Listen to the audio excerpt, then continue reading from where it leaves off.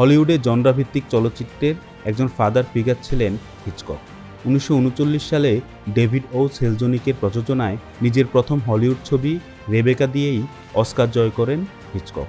60-এর দশকে ইউরোপে French new ওয়েভের মাধ্যমে ইউরোপ ও বাকি দুনিয়ার অল্টারনেটিভ সিনেমায় একটা নতুন জাগরণ ঘটে।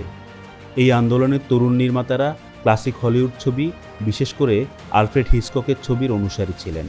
হিচকককে সারা দুনিয়ার লোকে সাসপেন্স ফিল্মমেকার হিসেবে চিনলেও ফরাসি তরুণরাই মূলত তাকে চলচ্চিত্রের একটা নতুন ভাষা তৈরির পথিকৃৎ হিসেবে আবিষ্কার করেন।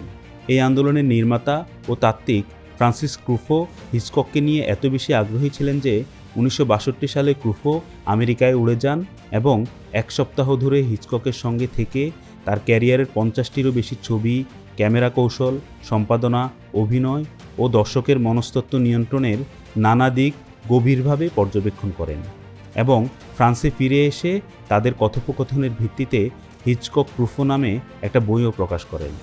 ক্রুফো ছাড়াও জলুক গোদার, এরিক রোমার, ক্লদ শ্যাভরল সহ ফ্রেঞ্চ নিউ ওয়েভের অনেক নির্মাতার একটা বড় অনুপ্রেরণা ছিলেন হিচকক।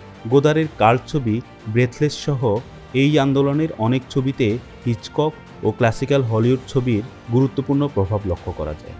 হিচকককে শুধুমাত্র বাণিজ্যিক থ্রিলার নির্মাতা হিসেবেই নয়, বরং একজন শিল্পী ও ফর্মালিস্ট চলচ্চিত্র তাত্ত্বিক হিসাবে সবার সামনে নতুনভাবে হাজির করেন তারা। সাইকো ছবিটি মুক্তি পায় 1960 সালের 8 সেপ্টেম্বর।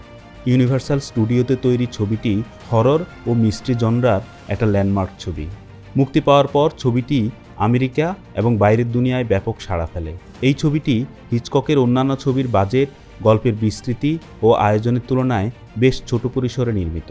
সে সময় রঙিন ছবির রমরমা থাকলেও এই ছবিটি তিনি সাদাকালোতেই বানান সাসপেন্সকে আরও ঘনীভূত করার জন্য।